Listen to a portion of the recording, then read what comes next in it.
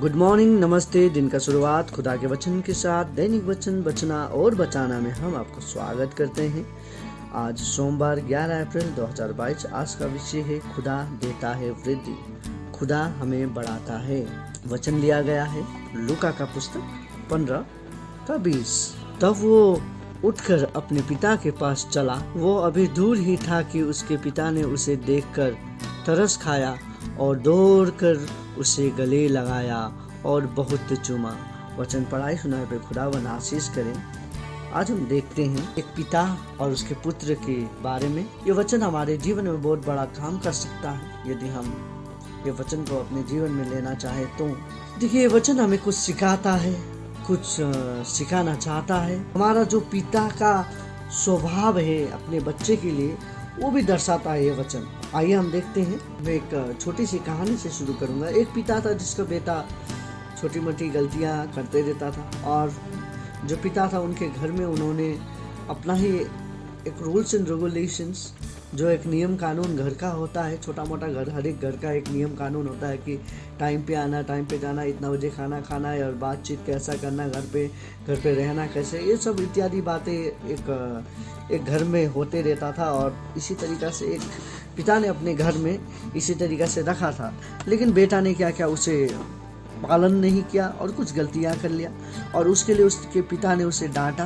कुछ समय के लिए उससे एक चेयर पे बैठाने के बाद थोड़ी देर के बाद उसका जो पुत्र था पिता को देखता है, और पिता जो है पुत्र को देखता है। सो एक दूसरे को देखने के कारण पिता का मन में एक भावना निकला अपने बेटे के लिए, और वो उठ के अपने बेटे को गले लगाया और बेटा को कहा कि मैं तुमसे प्रेम करता हूँ।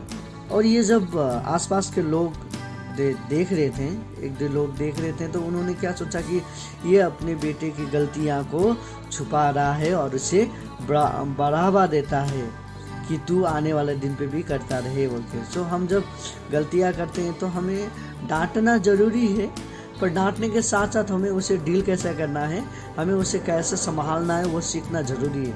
और बहुत सारे समय पे हम ये नहीं कर पाते हैं। एक विश्वासी होने के कारण हमें ये सीखना बहुत ज़रूरी है।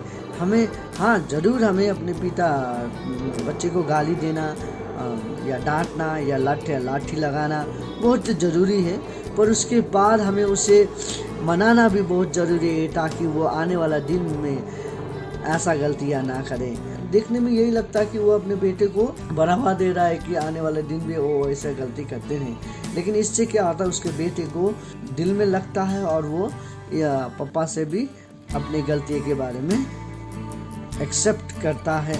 वो अपने गलतियां को सुधारने का कोशिश करता है, वो गलतियां को मानता है और पापा को कहता है, और वो अब से नहीं करेगा बोल के।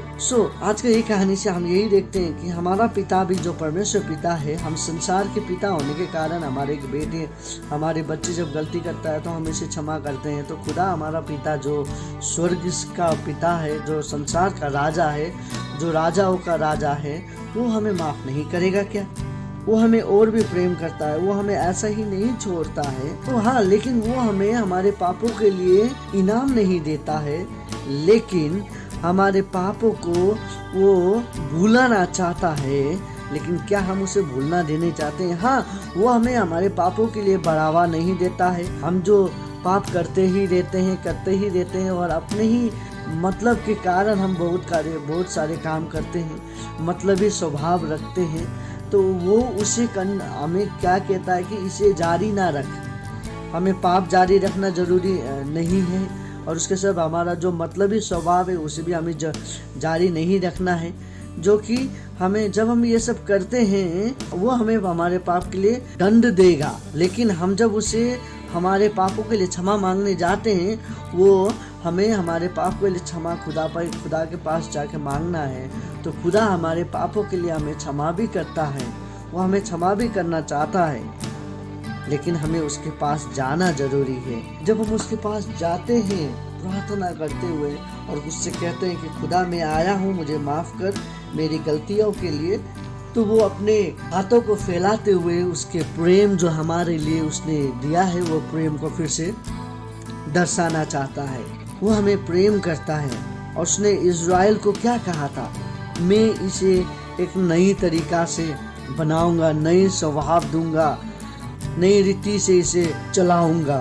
खुदा आपको चलाना चाहता है, खुदा हमें चलाना चाहता है। जिस तरीके से हमने देखे थे कि लूका का जब कहानी हम ये पढ़ते हैं 15 का 20, उसमें हम क्या देखते हैं कि जो लड़का घर को छोड़ के चला गया था वो जब वापस आता है, जब 15 का कहानी हम देखते हैं, 2 बेटे में से एक बेटा क्या करता है, अपना हिस्सा लेके जब घर से जाता है और कुछ समय के बाद अपने हिस्सा को ख़त्म करते हुए जब लोग के घर पे नौकर का काम करते समय तो उसको ये भावना आता है कि अरे मेरे पिता के घर में तो मेरे इससे अच्छा मेरे नौकर खाते थे, तो मैं अपने पिता के घर जाऊंगा बोल के उसने जो कहा। उसके बाद हम देखते हैं कि वो घर पे आया। घर पे आके पिता ने उसे जब दूर से देखा और मन में दया का भावना उत्पन्न हुआ और उसने गले लगाया और बहुत चूमा। उसी तरीक़ा से हमारा स्वर्ग पिता भी हमारे लिए रुका है। वो हाथों को फैलाते हुए हमें गले लगाने के लिए वो तैयार बैठा है। आज हम कितने लोग हैं खुदा से गले लगना चाहते हैं। यदि आप खुदा से गले लगना चाहते हैं या हम खुदा से आज गले लगना चाहते हैं तो खुदा हमसे कहता है, खुदा अपना वादा को पूरा करना चाहता है। खुदा ने जो ये वादा किया है वो उसे याद करता है, वो हमें प्रेम करता है, वो कहता है। और वो जो वादा किया था वो हमारे लिए घर बना के बैठा हुआ है। वो कहता है कि मुझे जांच ताकि मैं तुझे आशीष करूं। आज हमें खुदावन को जांचना जरूरी है। जांचना कैसा जांचना, ऐसा नहीं कि खुदावन को आप जांच के देखिए, उसको प्रेम करके देखिए तो वो आपको प्रेम करेगा। जांचना मतलब उसे प्रेम करना, उसके में जांचना, उसके कामों के लिए उसे जांचना नहीं, पर उसे उसकी आशीष के लिए जांचना। हमें देखना, जांच के देखना है। देखिए उसके बाद खुदावन आपको कितना आशीष करता है। आप खुदावन इतना आशीष करेगा कि उसकी आशीष को आप ले नहीं पाओगे, आप उसकी आशीष को आप गिनती नहीं कर पाओगे। इतना आशीष खुदावन देता है, लेकिन उसके लिए हमें खुदावन के साथ चलना है। खुदावन को आज याद करना है, खुदावन को कहना है, हाँ खुदावन मैं आपके पास आता हूँ। हाँ खुदावन आप मेरी आशीष है, आप मेरे उद्धार करता है, आप मेरे जीवन है खुदा बोल के हमें उसे कहना है, ताकि वो हमारे जीवन में नया काम कर पाए।